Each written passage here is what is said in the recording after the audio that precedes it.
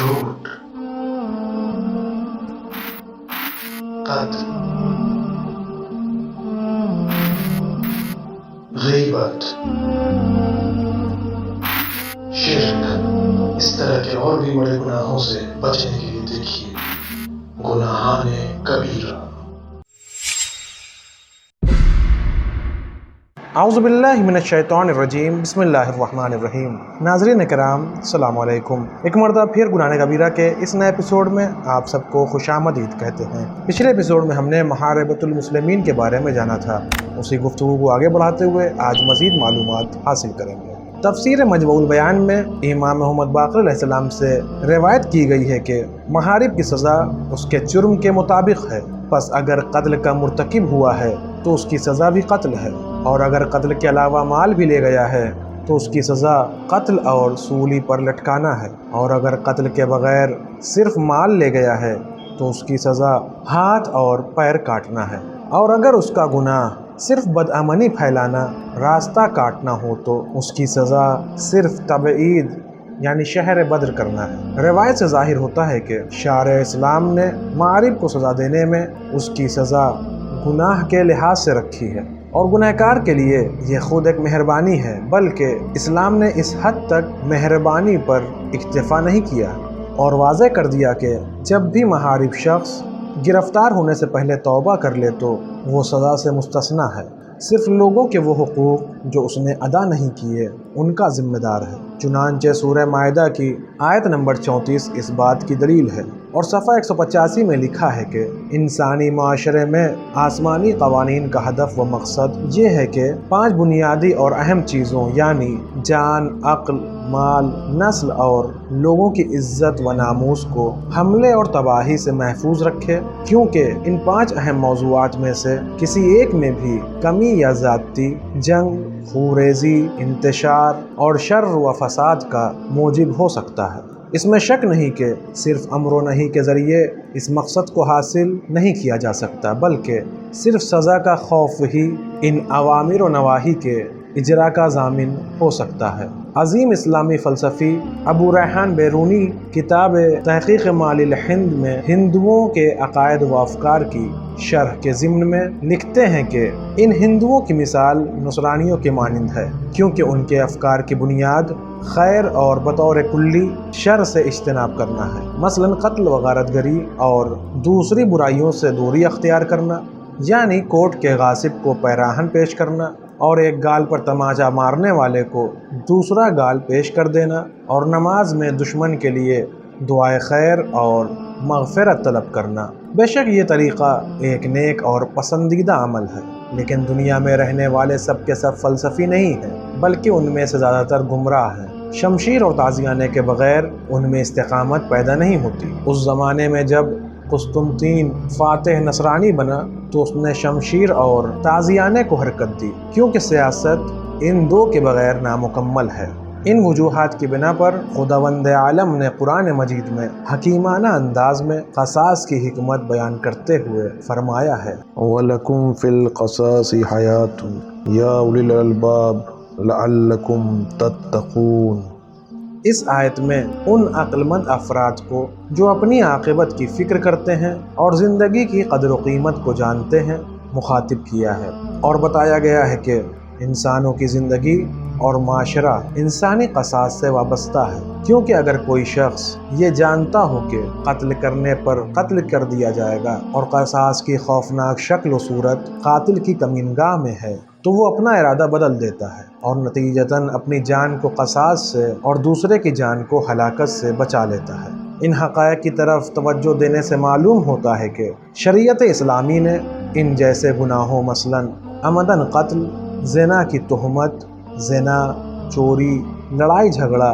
शराब पीना और मुर्तद यानी दीन से फिर जाने की सज़ा का वाज़ेह नुसूस में तयन किया है, और जबकि दूसरे मवारिद में कोई ख़ास सज़ा मुकर्रर नहीं की है, और सज़ा की किस्म और मिक़दार का हाकिम शरअ पर छोड़ दिया है, ताकि वो जुर्म के ज़मान व मकान के तकाज़ों और मुजरिम के हालात के मुताबिक सज़ा दे, क्योंकि इस तरह के गुनाहों का इर्तिकाब माशरे और कौमों की बदबख्ती व परेशानी और तज़ल्ज़ुल का बायस होता है। یہاں سے برہان قرآن کا بیان اختتام پذیر ہوا۔ ان حدود کے اجرا کی کیفیت کا روایات میں ذکر کیا گیا ہے۔ اس سلسلے میں کافی کی ایک روایت میں عمرو بن عثمان مدائنی سے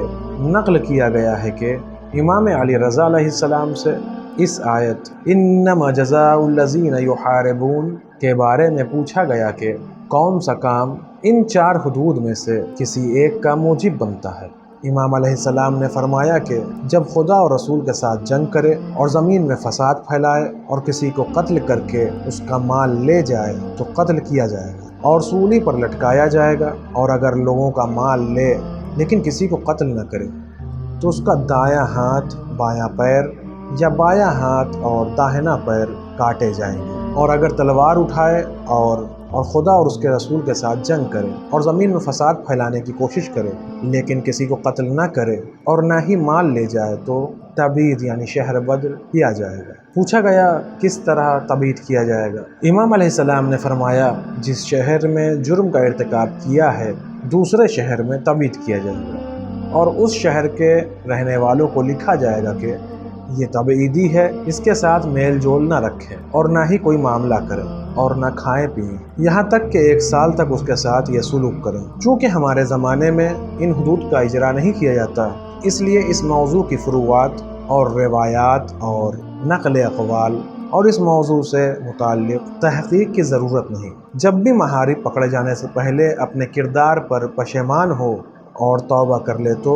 ذکر شدہ حد اس پر سے ساقط ہو جائے گی، لیکن اگر مال لے کر گیا ہو وہ مال اس سے لے کر اس کے مالک کو دیا جائے گا، اور اگر قتل کیا ہو تو قصاص ہوگا، سوائے اس کے کہ صاحب حق اسے بخش دے۔ چور سے دفاع کرنا، وہ چور جو اسلحے سے لیس ہو کر مال لے جانے کے لیے حملہ کرے وہ محارب ہے، اور اگر مال کا مالک مقابلہ کر سکتا ہو تو اپنا دفاع کرنا جائز ہے، اور اگر اس حال میں چور قتل ہو جائے تو اس کے خون کی کوئی اہمیت نہیں اور اس کی کوئی ضمانت نہیں، اور اگر مال کی حفاظت کرنا واجب ہو یا چور اس کی ناموس پر حملہ کرنا چاہے تو قادر ہونے کی صورت میں دفاع کرنا واجب ہے، سوائے اس کے کہ جان کا احتمال ہو، اور اگرچہ چور صاحب مال کو قتل کرنے کا ارادہ رکھتا ہو تو اپنے جان کی حفاظت کے خاطر دفاع اور مقابلہ کرنا واجب ہے، ورنہ فرار ہو جائے یا چھپ جائے یا اس کے علاوہ کوئی بھی ایسا طریقہ اختیار کرے جس سے اس کی جان کی حفاظت ہو سکے۔ اور اگر چور بغیر اسلحے کے ہو تب بھی وہ محارب کے حکم میں ہے، یعنی جو کچھ مسلح چور کے بارے میں ہے وہی اس کے لیے بھی ہے، سوائے اس کے کہ محارب کی حد اس پر جاری نہیں ہوگی۔ بس ایسی صورت میں اگر چوروں کی تمام شرائط اس میں موجود ہیں تو چور کی حد جاری کی جائے گی، اور اگر تمام شرائط نہ پائی جائیں تو صرف تعزیر و تعدیب کی جائے گی۔ ایسا چور یا مستلب ہے یا مختلس۔ مستلب وہ ہے جو کھلم کھلا لوگوں کا مال چوری کرے اور فرار ہو جائے، اور مختلس وہ ہے جو چھپ کر لوٹے اور فرار کر جائے۔ ان ہر 2 صورتوں میں حاکم شرع جو سزا بھی اس جرم کے ترک کرنے کے لیے مناسب سمجھے دے، مثلا جتنا مناسب سمجھے مارے یا قید میں رکھے۔ ایک شخص کسی لڑکی کے کان سے گوشوارہ اتار کر لے اڑا تھا،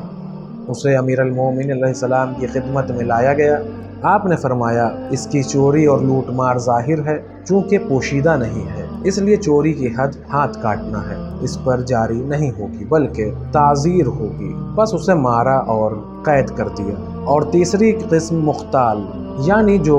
دھوکے باز ہو اور ہیلے بہانے سے کسی کا مال لے اڑے، مثلا جعلی سند بنائے اور اس ذریعے سے دوسروں کا مال ہتھیا لے، لازمی طور پر اسے تعزیر کی جائے۔ اب یہاں سے 35واں گناہ شروع ہو رہا ہے،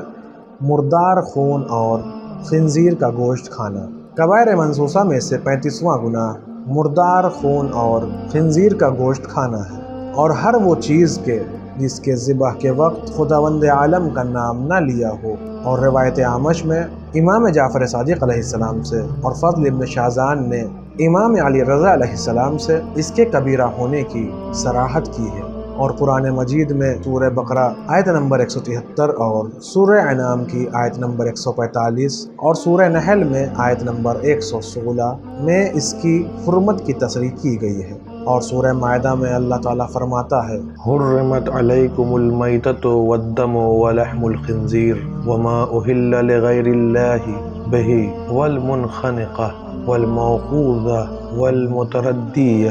والنتیحہ وما اکل السبع الا ما زکیتم وما ذبح علی النصب وان تستقسموا بالازلام ذلکم فسق۔ اے لوگوں، از خود مرا ہوا جانور اور خون اور سور کا گوشت اور جس جانور پر ذبح کرتے وقت خدا کے سوا کسی دوسرے کا نام لیا جائے اور گردن مروڑا ہوا اور چوٹ کھا کے مرا ہوا اور جو اونچی جگہ سے گر کر مر جائے یا جو سینگ سے مار ڈالا جائے اور جس کو درندے نے پھاڑ کھایا ہو، یہ سب چیزیں تم پر حرام کی گئی ہیں اور یہ گناہ کی بات ہے۔ المختصر مذکورہ اشیاء کے کھانے کی حرمت اور کبیرہ ہونے میں کوئی شک نہیں ہے، البتہ ان میں سے ہر ایک کی حقیقت و اقسام اور فروعات کا جاننا ضروری ہے جو کہ قرار ذیل ہے۔ مردار، ہر وہ جانور جو تزکیہ شرعی کے بغیر مر جائے وہ مردار ہے اور اس کا کھانا حرام ہے، اور اگر خون جہندہ رکھتا ہو تو نجس بھی ہوگا، لیکن اگر تزکیہ ہو گیا ہو تو پاک ہے، سوائے کتے اور سور کے جو ہمیشہ نجس اور قابل تطہیر نہیں ہے۔ اگر حلال گوشت جانور ہو تو پس تزکیے کے بعد اس کا کھانا حلال ہے۔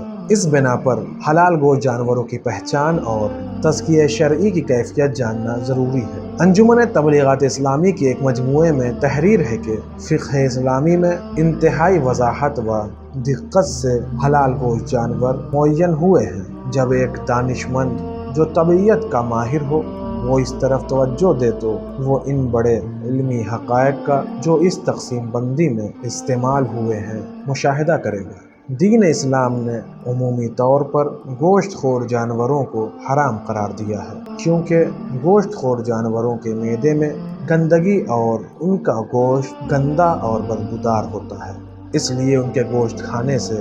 انسان بیمار ہوتا ہے۔ اس کے برعکس زیادہ تر گھاس کھانے والے جانوروں کو حلال جانتا ہے۔ وہ تمام جانور جو ناخن رکھتے ہیں حرام ہیں، اور جو حیوانات خر رکھتے ہیں وہ حلال کیے گئے ہیں، اور ان میں سے کچھ کو مکروہ کیا گیا ہے، مثلا گھوڑا، خچر وغیرہ۔ اور پرندوں میں حلال حرام کی تمیز ان کے پر ہلانے پر موقوف ہے۔ جو پرندے فضا میں پرواز کرتے ہوئے اپنے پروں کو زیادہ پھیلا کر رکھیں وہ حرام، اور جن کے پروں میں پرواز کرتے ہوئے سکون سے زیادہ حرکت ہو وہ حلال ہے۔ اس کے علاوہ تحریر ہے کہ اسلام نے شکار کو آزاد قرار دیا ہے، لیکن اسے صرف اس وقت جائز قرار دیا ہے کہ جب شکاری اپنے گھر والوں کو فائدہ پہنچانے یا اپنی روزی حاصل کرنے کے لیے شکار کرے، اور ایسا شکار کہ جس سے مراد صرف لہو و لعب اور حیوانات کو مارنا ہو تو یہ جائز نہیں، اور سفر میں اس شکاری کی نماز